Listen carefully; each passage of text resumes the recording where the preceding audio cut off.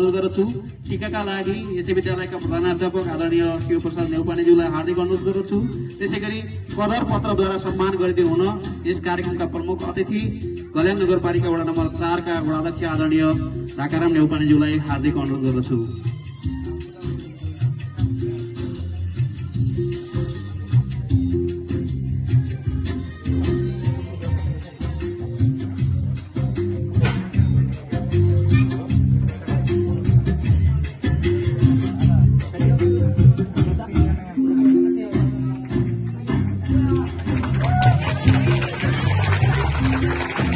साथै सम्पूर्ण व्यवस्थापन समिति सदस्यज्यूहरूलाई पनि मान गरिदिनु। त्यसैगरी ज्यूहरूलाई पक्कै पनि भविष्यको कामना गर्दछौँ हामी सबैजना आगामी दिनमा।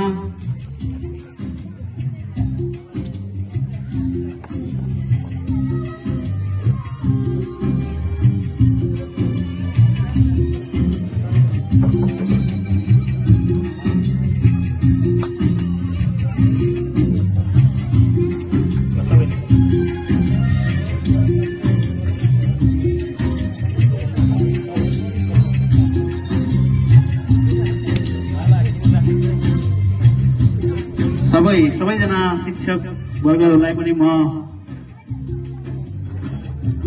सम्मान।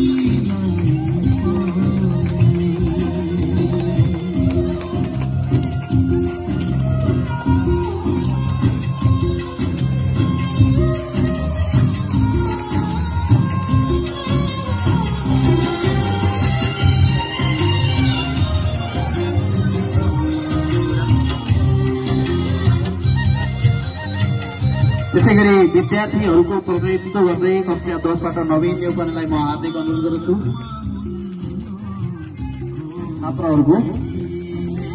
छात्राहरूको प्रतिनिधित्व गर्दै कक्षा 9 बाट एन्जल राणालाई म हार्दिक अनुरोध गर्दछु।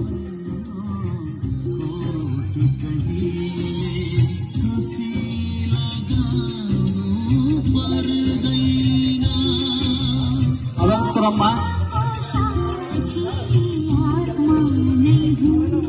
अरू विद्यार्थी भाइ बहिनीहरू पनि टीका लगाइदिन मन छ भने आउँदा हुन्छ। सबैजना विद्यार्थी भाइ बहिनीहरू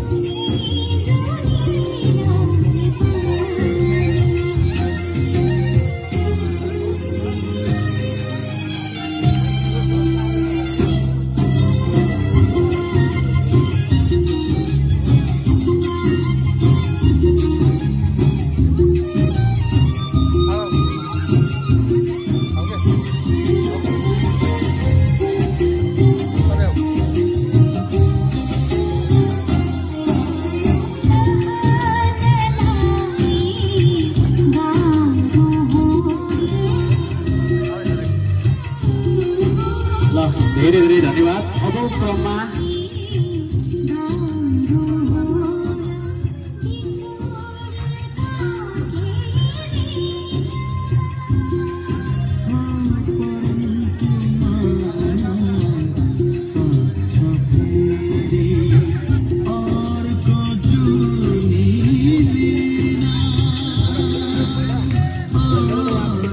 क्रममा रहेको छ शिक्षकहरूका तर्फबाट मायाको चिनो हस्तान्तरण गर्ने काम क्रम रहेको छ। त्यसैले म प्रधानाध्यापक लगायत सम्पूर्ण शिक्षकहरूलाई म यहाँ उपस्थितिका लागि मायाको चिनो हस्तान्तरणका लागि हार्दिक अनुरोध गर्दछु। आदरणीय प्रधानाध्यापक लगायत सम्पूर्ण शिक्षकज्यूहरूलाई यहाँ उपस्थित भई मायाको चिनो हस्तान्तरण गरिदिनु हुन हार्दिक अनुरोध गर्दछु।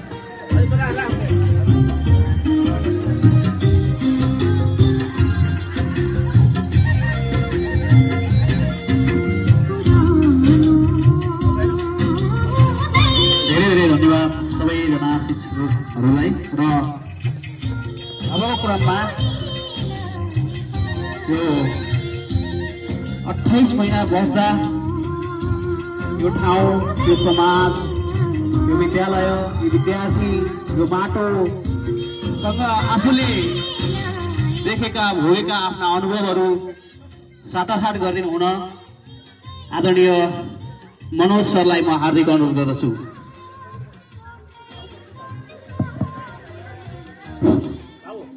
धन्यवाद आदरणीय सर पुरुषोत्तम बस्यालज्यू। आजको यस शिक्षक विदाई तथा फेरि भेटौँला कार्यक्रमका अध्यक्ष तथा विद्यालय व्यवस्थापन समितिका अध्यक्ष आदरणीय व्यक्तित्व क्याप्टेन कर्णवीर थापाज्यू, त्यसै गरी यस कार्यक्रमका आजका प्रमुख अतिथि गल्याङ नगरपालिका वडा नम्बर 4 का बौद्धिक व्यक्तित्व हुनुभएका अन्य विद्यालय व्यवस्थापन समितिका पदाधिकारीज्यूहरू, त्यसै गरी मञ्चमा आश्रित हुनुभएका अन्य धेरै बोल्न सक्ने अवस्था छैन।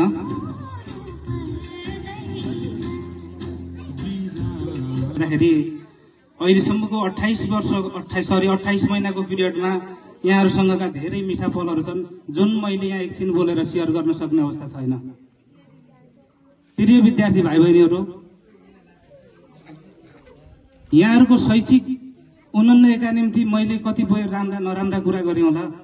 तिमीहरूले कसरी बुझ्नुपर्छ भन्दा यो हाम्रै सरले हाम्रै प्रगतिका निम्ति यो शब्दहरू भन्नुभयो, मेरै लागि भन्नुभयो भनेर तिमीहरूले बुझिदिनु पर्ने हुन्छ।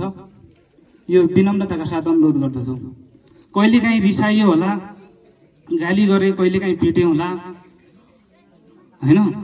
यो कुराहरू सबैलाई तिमीहरूले हाम्रै प्रगतिका निम्ति, हाम्रै शैक्षिक उन्नतिका निम्ति सरले गर्नुभयो भन्ने कुरा चाहिँ त्यसरी बुझिदिनु होला। र अहिलेसम्म मैले गरेका जति पनि नराम्रा गतिविधिहरू केही थियो भने आजकै क्षणदेखि ती तिता पलहरूलाई चाहिँ सबै बिर्सिनेछौ भन्ने पूर्ण आशा दिएको छु। त्यसै गरी अब यो गाउँ, यो डाँडा काँडा, यी मैले देख्दै गरेका यी अनुहारहरूसँग म भौतिक रूपले टाढा हुँदै गए तापनि आत्मीय रूपले सदैव यी मनहरूसँग भइरहनेछु भन्ने म चाहिँ यो प्रतिबद्धता व्यक्त गर्न चाहन्छु। भौतिक रूपले टाढा भए तापनि सधैँ कालिका माध्यमिक विद्यालयका यी अनुहारहरू हेर्दै गरेका, मैले देख्दै गरेका यो विद्यालयको प्राङ्गण, अफिसभित्र पस्दै गरेका यी सहकर्मी शिक्षक मित्रहरू, देख्दै गरेका अभिभावकहरू, समय बलवान छ, मानिस भनिन्छ समय र परिस्थितिको दास हो। 28 महिना यहाँ बस्दै गर्दाखेरि हजुरहरूको प्रत्येकको घरमा चिया खाएको अनुभव मसँग छ, खाना खाएको अनुभव मसँग छ, हजुरहरूसँग घुमेको अनुभव मसँग छ, जुन मैले एकछिन यहाँ बोलेर सेयर गर्न सक्ने अवस्था रहँदैन। म भौतिक रूपले फेरि पनि भन्न चाहन्छु, टाढा भए तापनि यहाँ अति सपोर्ट गर्नुहुने वडा अध्यक्ष ढाकाराम विद्यालयका प्रधानाध्यापक शिव सर, त्यसै गरी सहायक प्रधानाध्यापक तुलसी सर, म आउँदै गर्दाखेरिका तत्कालीन Chintamani sir, Netra sir, Purushottam sir, Toran sir, Bishwa sir, Yadav sir, Pramod sir, Tikaram sir म्याडमहरू जम्मै Kamala madam, Topla madam, Shobha miss, धेरै बोल्न सक्ने अवस्था छैन विद्यार्थी भाइ बहिनीहरू लगायत सम्पूर्ण शिक्षिका मित्रहरू, उपस्थित अभिभावकहरू, मञ्चमा आश्रित अन्य अतिथिगणहरू, जुन हजुरहरूले यो मेरो सरुवा प्रक्रियालाई सहज बनाइदिई सरुवा सहमति प्रदान गरिदिनु भयो, यसमा सहयोग गर्नुहुने विद्यालय व्यवस्थापन समितिका पदाधिकारीहरू, विद्यालयका पर लगायत सम्पूर्णप्रति हार्दिक नमन व्यक्त गर्न चाहन्छु। यहाँहरूको सहयोग बिना, यहाँहरूको साथ सपोर्ट बिना जुन कुरा असम्भव हुने थियो, मैले आउँदै गर्दाखेरि म 28 महिनाभित्र सरुवा भएर जान्छु भन्ने पनि सोचेको पनि थिएन। परिस्थितिले घर जानुपर्ने स्थिति आयो, ट्राई मात्रै गरेको थिएँ, हुन्छ हुँदैन त्यो पनि स्योर थिएन। अन्त्यमा जे होस् सफल भयो। यहाँहरू सम्पूर्णप्रति हार्दिक आभार व्यक्त गर्न चाहन्छु। मन्तव्य यही अन्त्य गर्न चाहन्छु। धन्यवाद।